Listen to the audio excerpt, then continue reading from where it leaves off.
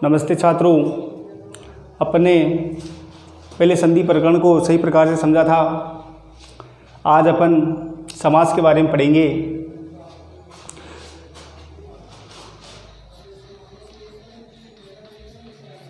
समास शब्द की उत्पत्ति के बारे में, इसकी उत्पत्ति कहाँ से हुई, कैसे हुई है। व्युत्पत्ति, समास की व्युत्पत्ति। समास सम उपसर्ग पूर्वक, समास सम उपसर्ग पूर्वक अस धातु और घंज प्रत्यय करने पर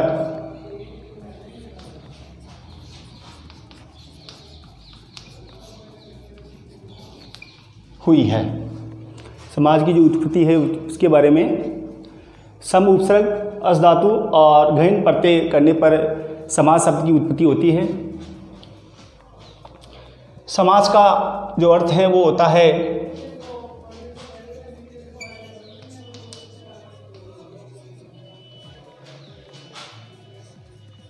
संक्षिप्तीकरण। समास का जो अर्थ है वो क्या है, संक्षिप्तीकरण, अर्थात अनेक पदों का एक पद हो जाना। अनेक पदों का एक पद हो जाना समास कहलाता है। तो आप लिख सकते हो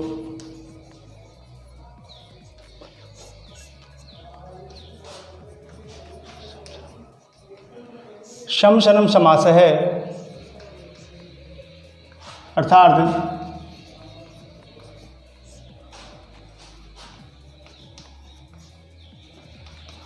अनेक पदों का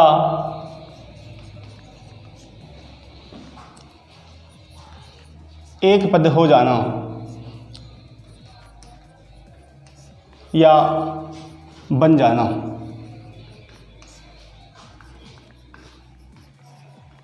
समास कहलाता है।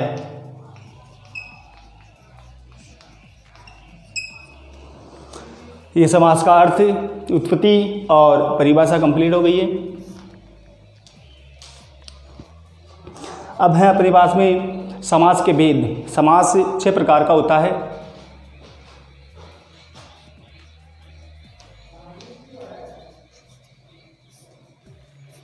समास के 6 भेद हैं। समास के 6 भेद हैं। सबसे पहला है आपके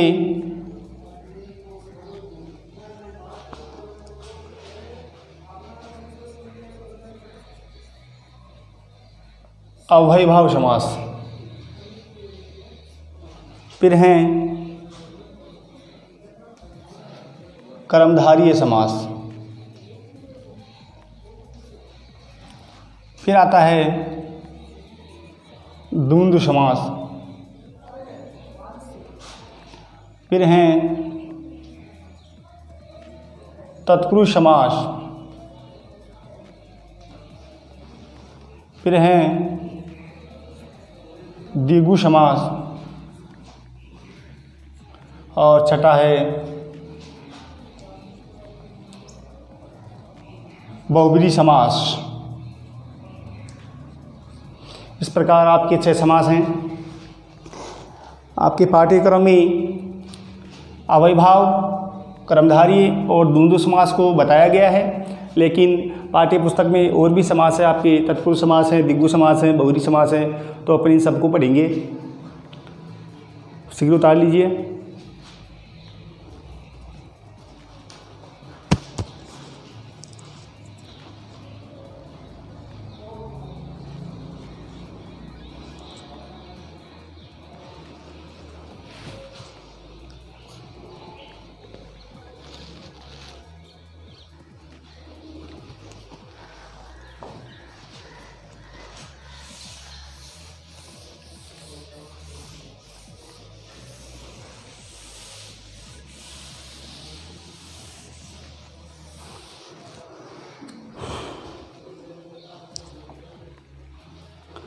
सबसे पहला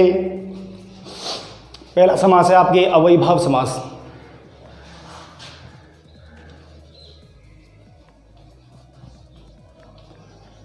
अव्ययीभाव समास है।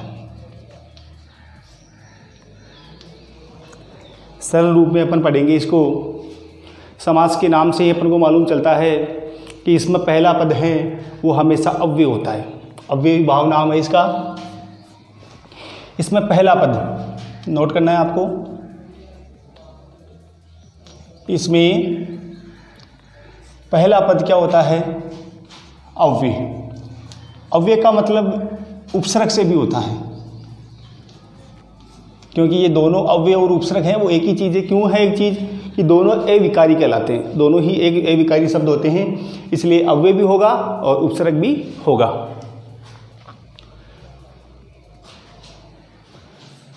तथा दूसरा पद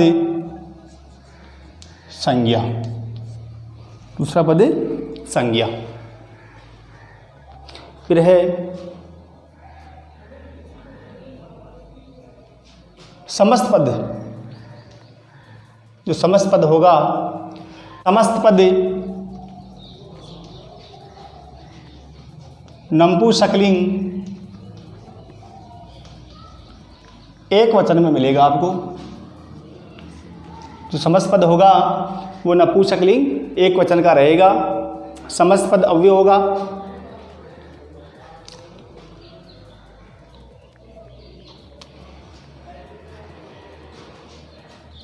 इसमें विग्रह करते समय ये पहले पद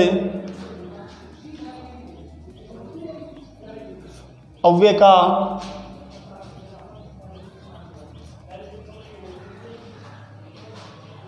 अर्थ ही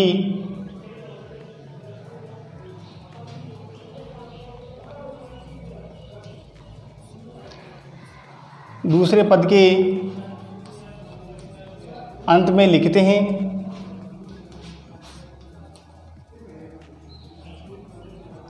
वह अव्यय नहीं। यानी जब अपन इसका समास विग्रह करेंगे तो विग्रह करते समय जो पहला पद अव्यय होता है उसी की प्रधानता होती है। इसमें ध्यान रखना है, अव्ययी भाव समास में पहला पद जो अव्यय होता है उसी की प्रधानता रहती है और अव्यय का अर्थ ही दूसरे पद के अंत में लिखेंगे, वह अव्यय नहीं लिखेंगे। और ये अब पर आपको लिखवाई दिया मैंने। इसमें पहला पद अव्यय होगा उपसर्ग और दूसरा पद कोई संज्ञा होगा। समस्त पद नपुंसकलिंग एक वचन के अंदर रहेगा।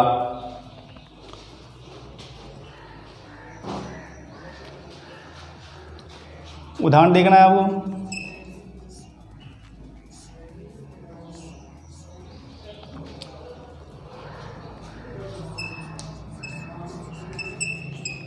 अनुरथम देखना है आपको। समस्त पद के अंदर पहला पद क्या है? अव्यय अनु। इसी के अर्थ की ही प्रधानता होती है, इस अव्यय के अर्थ की ही प्रधानता होती है इस शब्द के अंदर। और जो दूसरा पद संज्ञा होता है उस संज्ञा शब्द में अपन विभक्ति का प्रयोग करेंगे। वो किस प्रकार करेंगे? वो पहले पद अव्यय को जो भी है पहला पद उसको देखकर करेंगे कि इस शब्द के योग में या इसके कारण द्वितीय पद में कौन सी विभक्ति आनी चाहिए। तो इस प्रकार इसका विग्रह होगा। रसस्य पश्चात, रथस्य पश्चात, यानी कि यहाँ पर अनु का अर्थ है, जो अर्थ है वो है पश्चात, यही इसके अंदर प्रधान रहेगा। अर्थ हो गया रथ के पीछे। इस प्रकार आपका अव्ययी भाव समास का ये उदाहरण है। अब अव्ययी भाव समास के अंदर जो अव्यय होंगे वो आपकी जो उपसर्ग होंगे वो 22 उपसर्ग हैं। तो 22 उपसर्ग आपको किसी शब्द समस्त पद के आगे लिखे हुए मिलेंगे। तो उनमें ये ध्यान रखना है आपको 22 में से जो मुख्य मुख्य हैं वो मैं आपको बता देता हूँ। वह ज़्यादा किनका प्रयोग होता है वो अभी मैं आपको बता देता हूँ। बता लीजिए।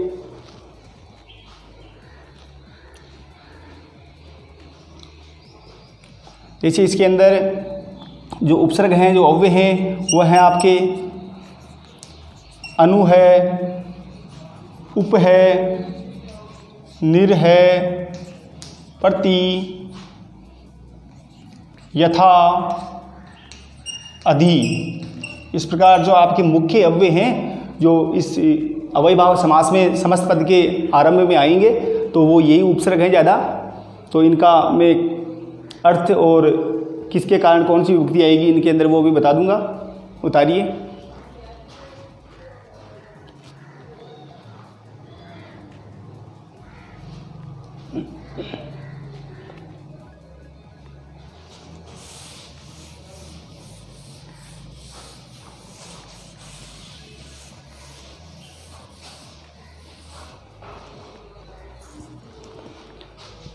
सबसे पहले मैं लिखाता हूँ अनु। अनु का अर्थ होता है पश्चात, यानी जब विग्रह करेंगे तब अपन अनु का अर्थ ही अंत में लिखेंगे, अनु नहीं लिखेंगे, क्योंकि इसी की प्रधानता है। और इसके योग में षष्ठी विभक्ति का प्रयोग होता है, षष्ठी विभक्ति का प्रयोग होता है इसके योग में, आपको ध्यान रखना है। और अधिकतर इसमें एक वचन ही रहता है। जैसे अनुगरम,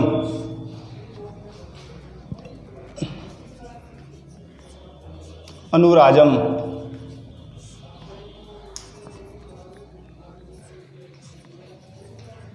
अनुगुणम,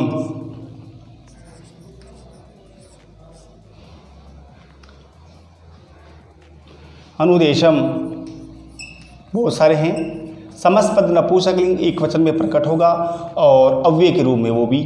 देखिए एक कारण इसमें ये भी है कि कई शब्द जिनके अंत में ए, ई, ऊ अगर आता है, हस्व स्वर आता है, तो वहाँ पर इसको नपुंसकलिंग बनाने के लिए अम का प्रयोग करते हैं। ई को, आ को, ऊ को हटा करके अपन अम लगाते हैं। इसलिए जैसे इस प्रकार यहाँ पर राजा, राजा शब्द था तो अपने अम किया तो यहाँ पर राजा का क्या बन गया, राजम बन गया। इस प्रकार से आपको ध्यान देना है। जैसे अनुगंगम, अनुगंगा था लेकिन अपने यहाँ पर नपुंसकलिंग करने के लिए क्या बनाया, अम लगाने के बाद में हो गया अनुगंगम। विग्रह करेंगे इसका। दूसरा पद है गरम। गरम में कौन सी लगेगी, षष्ठी विभक्ति का प्रयोग होगा और अंत में इस अनु का जो अर्थ प्रदान है वही अंत में लिखा जाएगा, विग्रह हो जाएगा। घर की षष्ठी होगी, गरज से अनु का अर्थ होगा पश्चात, अर्थ हो गया घर के पीछे। इस प्रकार आपको ये ध्यान देना है कि अव्ययी भाव समास है, उसकी पहचान क्या है। समस्त पद के आरंभ में आपको अव्यय यानी उपसर्ग मिलेगा। फर्स्ट बात ये होगी।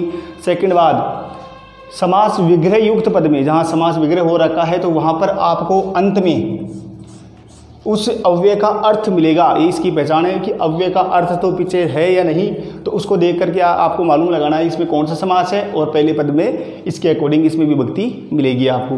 तो इसकी ये पहचान है। और देख लीजिए, जैसे अनुगंगम है, गंगम का मतलब मूल शब्द गंगा है, तो गंगा की षष्ठी क्या होगी, गंगाया है, पश्चात।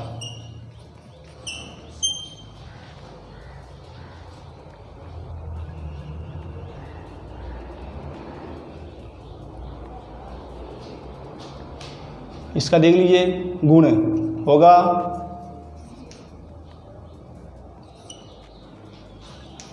गुणानाम योग्य। इसमें दो प्रकार से इसका प्रयोग होता है, एक तो पश्चात और योग्य के अर्थ में होता है। तो जहाँ योग्य हो वहाँ आपको योग्य लगाना है और पश्चात हो वहाँ पर पश्चात लगाना है।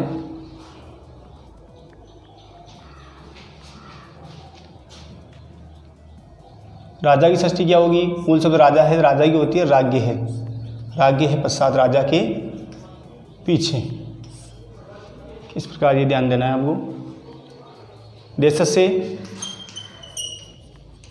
पश्चात, देश के बाद, इस प्रकार आपको देखना है। उतार लीजिए। दूसरा था उप का अर्थ होता है समीपम। उप के योग में भी षष्ठी विभक्ति का प्रयोग होता है, ये ध्यान देना है। जैसे उदाहरण यही रहेंगे, उपसर्ग बदल जाएगा। उपगरम, उपराजम, उपगंगम।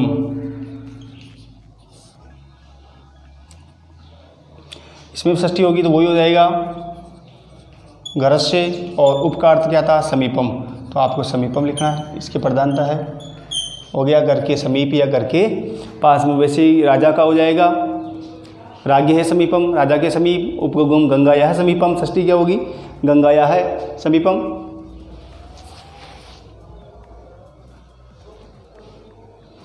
उठा लीजिए शीघ्र।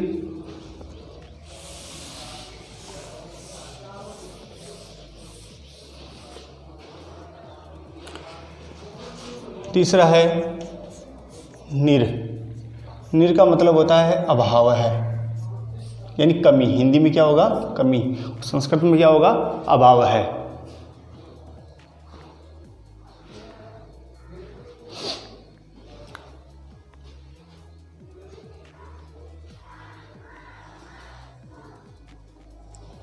इसमें भी वही बात है, षष्ठी विभक्ति का प्रयोग होगा। देखना है, निर्बलम, निर्जनम, निर्गुणम,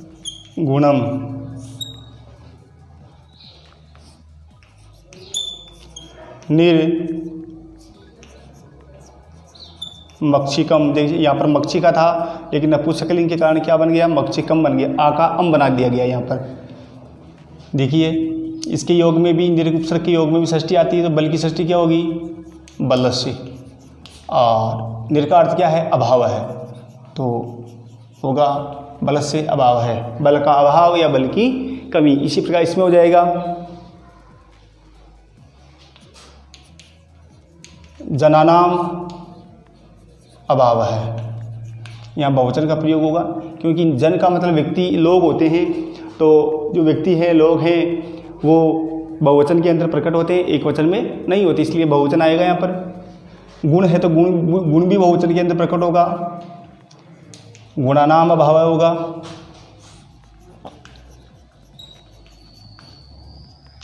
यह आपको ध्यान देना है, अनुस्वार संधि के कारण यहाँ पर मैं आया है, सामने स्वर आया है, इसलिए मैंने यहाँ पर मैं पूरा लिख दिया, और यहाँ पर भी मैं पूरा ही आना चाहिए, अर्थात हलंत लगा हुआ, अनुस्वार नहीं होना चाहिए था, लेकिन कोई बात नहीं, लिख लो आप।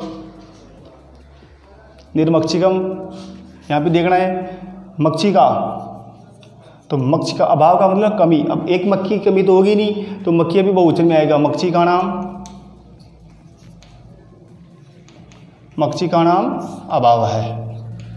इस प्रकार से आपका निरुपसर्ग हो गया। उदाहरण बहुत सारे मिलेंगे आपको।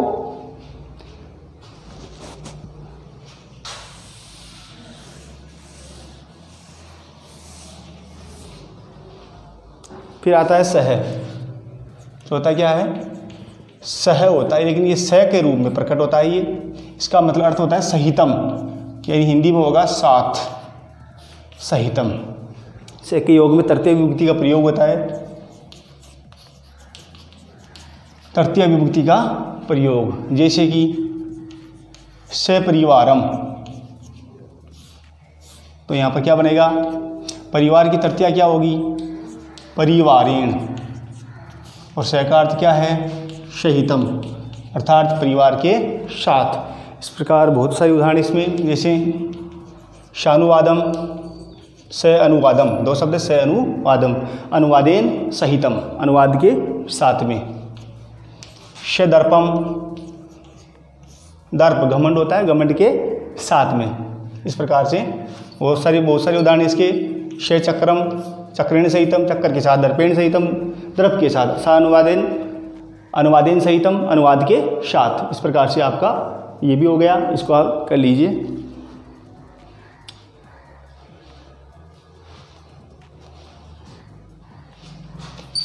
फिर आता है आपका पांचवा प्रति। प्रति का मतलब होता है दो बार, यानी यहाँ पर जो उत्तर पद होगा, दूसरा पद होगा, उसको दो बार, तो अपन लिख सकते हैं उत्तर पद को दो बार, उत्तर पद को दो बार लिखेंगे, दो बार लिखेंगे, और बाद में अपन वहाँ पर प्रति का प्रयोग कर सकते हैं। ठीक है, अंत में प्रति लगा सकते हैं, जैसे कि प्रतिदिनम, यहाँ पर जो विभक्ति होगी वो द्वितीय मानेंगे अपन, उत्तर पद को दो बार लिख देंगे, और विभक्ति कौन सी होगी? द्वितीय, ये ध्यान देना है। प्रतिदिनम, तो यहाँ पर द्वितीय पद क्या है? दिनम, दिनम की द्वितीय क्या होती है? दिनम होती है, तो इसी शब्द को दो बार लिखना है। प्रति का मतलब यही था, दिनम दिनम, फिर अंत में अपन प्रति लिख सकते हैं, अर्थात हर दिन। अर्थ क्या हो गया इसका? हर दिन, प्रत्येक दिन, कुछ भी बोल सकते हैं। इसमें बहुत सारे उदाहरण हैं। प्रतिक्षणम है, प्रत्येकम है, प्रतिमासम है, मासम मासम प्रति हो जाएगा, इसका क्षणम क्षणम प्रति हो जाएगा, प्रत्येकम, प्रति प्लस एकम एकम, तो इसमें क्या होगा, एकम एकम प्रति, यानी हर एक। इसका अर्थ क्या होगा, हर एक। इस प्रकार से आपका प्रति भी हो गया। इसके बाद में आता है आपके अधि, यथा, सॉरी,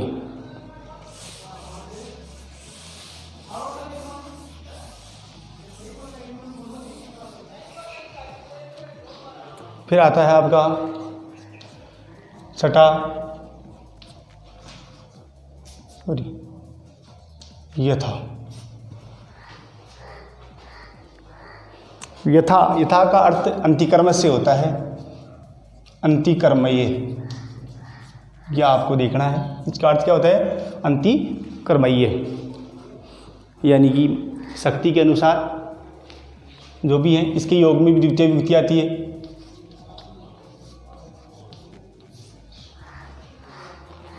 इसके जस्ट नीचे अपन ने पढ़ाया था अभी प्रति, तो प्रति के योग में सप्तमी विभक्ति भी आती है और द्वितीया भी आती है। अगर सप्तमी होगी, जैसे अपन ने लिखवाया था प्रतिमासम, तो यहाँ पर इसका मासम मासम भी हो सकता है, मासम मासम प्रति भी हो सकता है। और अगर सप्तमी विभक्ति लगाएंगे तो क्या होगा, मासे मासे प्रति, यानी हर मास में। इसका अर्थ हर मास में हो गया, इसका अर्थ हर मास हो गया। तो द्वितीया और सप्तमी दोनों ही थी प्रति के अंदर। यथा में आपके द्वितीय विभक्ति है, जैसे यथा मतीम, तो यहाँ पर द्वितीय विभक्ति लगाएंगे मतीम, मतीम की द्वितीय क्या होगी, मतीम ही होगी द्वितीय। यथा का अर्थ क्या है, अंतिकर्मयी है। इस प्रकार से ये बन गया, ये आपको ध्यान देना है। यथेचम, दो शब्द यथा प्लस इच्छम, इच्छा शब्द का अम बना है, इच्छम नहीं था, इच्छा का इच्छम बना है। तो इच्छा की द्वितीय क्या होगी, इच्छाम होगी। इच्छाम के बाद में आएगा अंतिकर्मयी, इच्छा के अनुसार, इच्छा के अनुसार, ये आपको ध्यान देना है। और देख लो, यथा विधि, तो हो जाएगा विधि अंतिकर्मयी, विधि अंतिकर्मयी। यथा शक्तिम, शक्तिम अंतिकर्मयी, यथा शक्तिम हो जाएगा शक्तिम अंतिकर्मयी। ये आपको देखना है। ये यथा का हो गया। इसके बाद में लास्ट में एक अधि और हैं आपके, अधि। अधि का प्रयोग है वो सप्तमी विभक्ति के अंदर होगा और इसमें आपको अंत में इति का प्रयोग करना है। जैसे इसमें सप्तमी लगानी है आपको, कैसे, अधिहरि, तो हरि की सप्तमी क्या होगी, हरऊ होगी। और अधि का आपको लिखना कुछ नहीं है, अधि के योग में सप्तमी लगा दी और बाद अंत में इति का प्रयोग करना है, हरऊ इति। इस प्रकार से इसका प्रयोग करना है। अधिगुरु तो गुरु इति, अधिराम तो रामे इति। इस प्रकार से इसका प्रयोग होगा। ठीक है, आपका अव्ययी भाव समास कंप्लीट हो गया है। अन्य उदाहरण हैं, आप प्रैक्टिस कीजिए उनकी, और समझ में नहीं आता है उनको पूछिए, उतार लीजिए शीघ्र।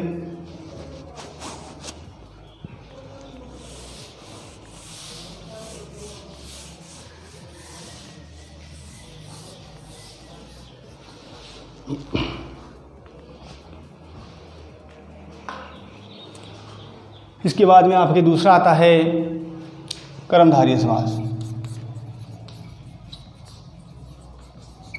कर्मधारय समास है, इसमें भी आपको सामान्य तौर पर ही समझना है कि इसमें जो पहला पद होता है वो क्या होता है, विशेषण।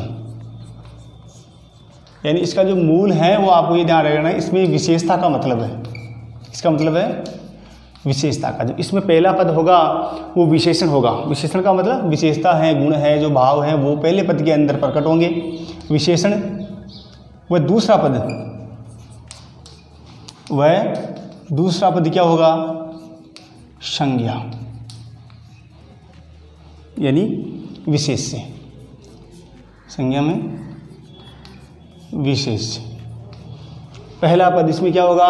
विशेषण व दूसरा पद क्या होगा? विशेष्य होगा। यही आपको ध्यान देना है। जो पहला पद है वो दूसरे पद की विशेषता बतलाएगा, ये आपको ध्यान देना है। कुल मिलाकर क्या देखना है कि जो पहला पद होगा वो दूसरे पद की विशेषता बतलाएगा, ये ध्यान देना है। विग्रह करेंगे तो विग्रह करते समय ये दोनों पदों में समान विभक्ति होगी, ये भी आपको ध्यान देना है। कैसे होगी? उदाहरण बताता हूँ मैं।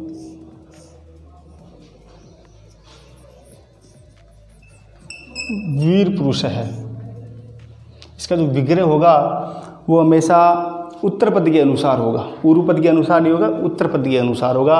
विग्रह करते समय ये या समस्त पद को देखना है कि आपको पहला पद अगर विशेषण है, विशेषता बतलाने वाला है, तो वो कर्मधारय समास का उदाहरण है। और इसका विग्रह करेंगे तो दूसरे पद को देखेंगे कि दूसरा पद जो विशेष्य है वो पुल्लिंग में है, स्त्रीलिंग में है, या उसमें विभक्ति कौन सी है। जो विभक्ति वचन पुरुष लिंग होगा वही पहले पद के अंदर होगा। जैसे यहाँ पर है, इसके अंदर प्रथमा विभक्ति एक वचन का शब्द है और पुल्लिंग का है, तो इस शब्द को भी प्रथमा विभक्ति एक वचन पुल्लिंग के अंदर करना है आपको। विग्रह करेंगे तब इसका होगा, प्रथमा एक वचन है तो इसकी प्रथमा एक वचन क्या होगी? वीर है। ये पुल्लिंग है तो ये भी पुल्लिंग है। दूसरा पद है पुरुष है, ये इसका ये समास हो गया। तो इसमें एक लाइन लिखनी थी आपको,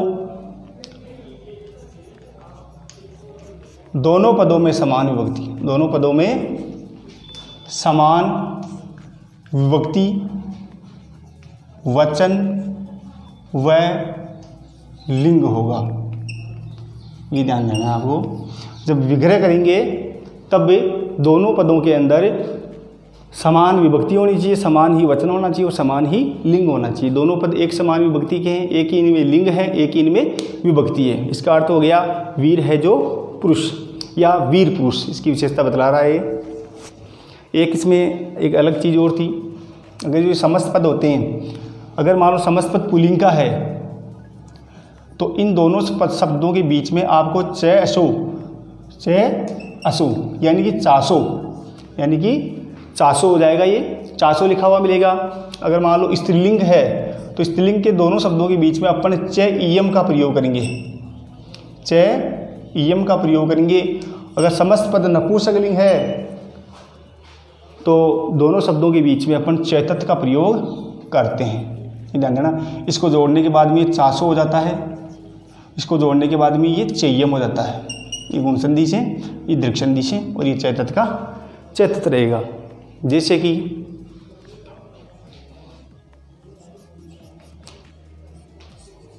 नवोढ़ा, दो शब्द है इसके अंदर, नव और ऊढ़ा। नव का मतलब होता है नया और ऊढ़ा का मतलब होता है विवाहिता होगा। इसमें ऊढ़ा का मतलब विवाहिता, ये दूसरा पद है वो स्त्रीलिंग का है प्रथमा एकवचन में, तो इसको भी स्त्रीलिंग प्रथमा एकवचन बनाना है, नवा, और ये हो गया ऊढ़ा। अब इसके बीच में नपुंसकलिंग है, सॉरी स्त्रीलिंग है, इस कारण यहाँ पर अपने क्या लगा सकते हैं? चय्यम लगा सकते हैं। इसका जो दूसरा रूप होगा वो होगा नवा चय्यम ऊढ़ा। तो इस प्रकार से भी आपको मिल जाएगा। इसकी पहचान क्या है कि दोनों शब्दों के अंदर समान विभक्ति रहेगी, ये ध्यान देना है। समस्त पद के अंदर पहला पद विशेषण होगा, दूसरा विशेष्य होगा। विग्रह पद में दोनों पदों में समान विभक्ति होगी। हो सकता है कहीं पर बीच में आपको चय्यम चासो चैतत भी मिल जाए, तो वहाँ पर समझ लेना कि कर्मधारय समास का उदाहरण है। और भी देख लो, नीलकमलम, क्या है ये? नीलकमलम। तो पहला पद क्या है? नील का मतलब नीला, कमल का मतलब कमल होता है। तो इस शब्द की विशेषता बतला नील, यानी कमल कैसा है? नीला। इसमें जो विभक्ति है वही इसमें लगाना है, लिंग है वही इसमें लगाना है। ये नपुंसकलिंग प्रथमा एकवचन का है तो नपुंसकलिंग प्रथमा एकवचन ये होगा, ये होगा तो क्या होगा? नीलम। नपुंसकलिंग होने का कारण अपन चैतत का प्रयोग कर सकते हैं, अनिवार्य नहीं है, लेकिन कई बार ये लगा हुआ आ जाता है तो आप समझ नहीं पाते हो, तो ये अनिवार्य नहीं है, लेकिन आप लगा सकते हो, कर सकते हो समझने के लिए। नीलम चैतत क्या होगा? कमलम। इस प्रकार से आपका ये कर्मधारय समास है। और भी बहुत सारे उदाहरण है इसमें। सुंदर बालक है, तो विग्रह होगा, इसमें जो विभक्ति है वही इसमें होगी, सुंदर है बालक है। अगर सुंदर बालिका है तो यहाँ पर सुंदर का स्त्रीलिंग सुंदरा होगा, ध्यान रखना है, सुंदरा बालिका होगा, या सॉरी सुंदरी बालिका, स्त्रीलिंग क्या होगा, सुंदर बालिका या सुंदर बाला। तो यहाँ पर सुंदर का जो स्त्रीलिंग होता है वो क्या सुंदरा नहीं होगा, सॉरी सुंदरी होगा। क्या होगा, सुंदरी। और बाला प्रथमा एक वचन है तो बाला का बाला, तो ये ध्यान देना, ये प्रथमा एक वचन है तो ये भी प्रथमा एक वचन होगा। पुल्लिंग में सुंदर है, स्त्रीलिंग में सुंदरी और नपुंसकलिंग में सुंदरम होगा। ठीक है, इस प्रकार से ये बहुत सारे उदाहरण अपनी किताब से निकालिए, अभ्यास कीजिए उनका। ये समाज से जो कर्मधारय हैं वो भी 3 प्रकार का है, इसके अंदर 2 प्रकार और भी हैं, जैसे कि एक तो विशेषण विशेष्य का हो गया, एक उपमान उपमेय का हो गया और एक उपमान उत्तरपद का हो गया। तो वो भी आप इसी में समझ लीजिए, उतार लीजिए फिगर। ये तो अपने बताया विशेषण विशेष्य का।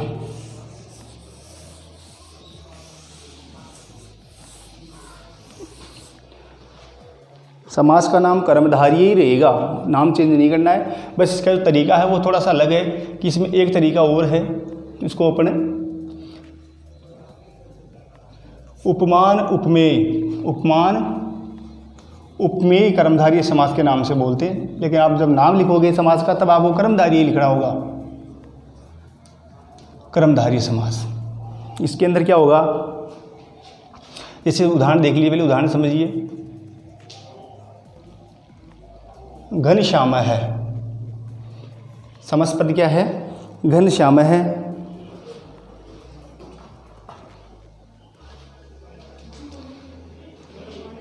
इसमें 2 शब्द, एक तो है आपके घन और एक है श्याम।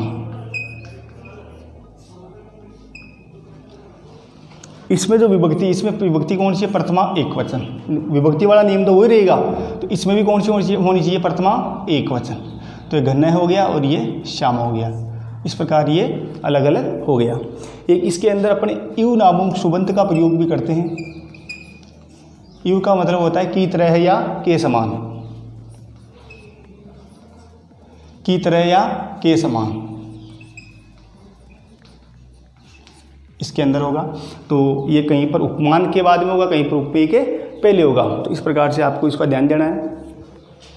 विग्रह करेंगे तब ये होगा, बीच में अपन सुबंत यू का प्रयोग करेंगे तो होगा घन यू श्याम।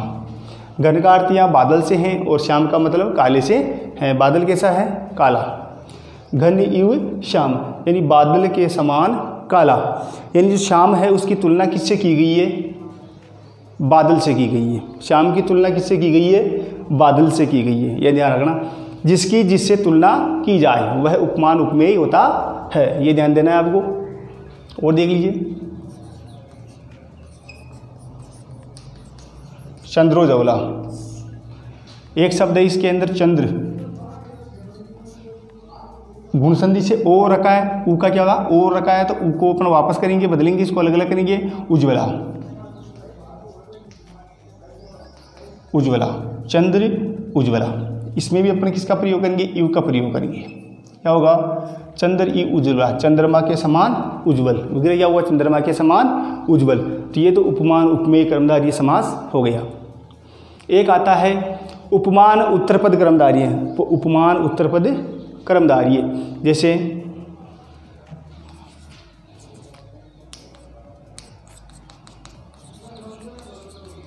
उपमान उपमानोत्तर तरपद कर्मधारय।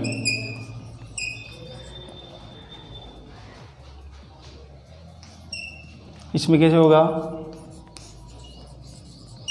कर किसी लयम, कर किस लयम, कर यानी क्या होता है हाथ, और किस लयम का मतलब होता है नवपल्व, तो नए कोपल निकलती है पेड़ की, उनके बारे में बताया है। तो इसका विग्रह करेंगे तो ये होगा करह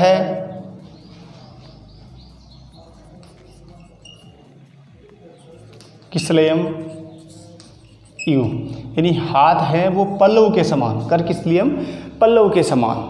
जो नई कोपलें आती है पेड़ से, फूल से, जो फूल के पहले वो जो पत्ते निकलते हैं उनको पल्लव बोलते हैं। तो उसके समान हाथों को बताया है। तो क्या है यहाँ पर, कर है किसलियम यू, हाथ किसलियम यानी पल्लव के समान, पत्तों के समान, इस प्रकार से इसको समझाया गया है।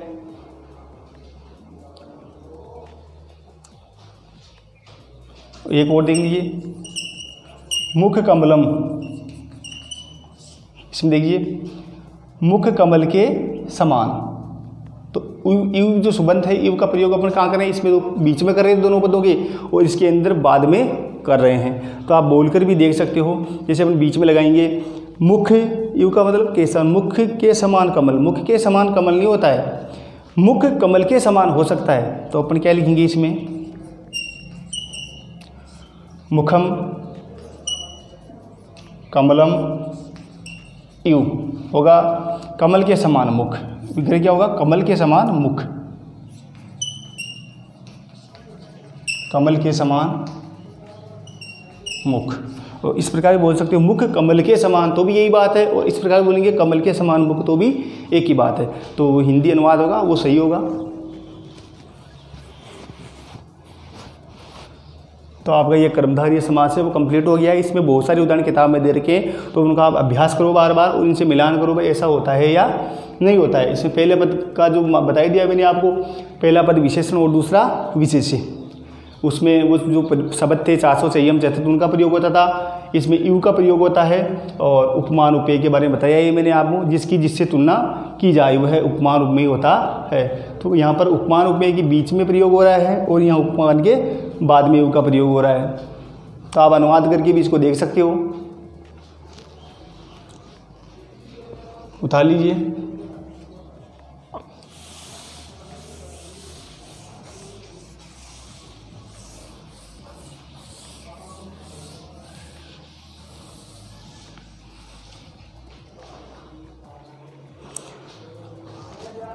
अब आता है तीसरा द्वंद्व समास, द्वंद्व समास।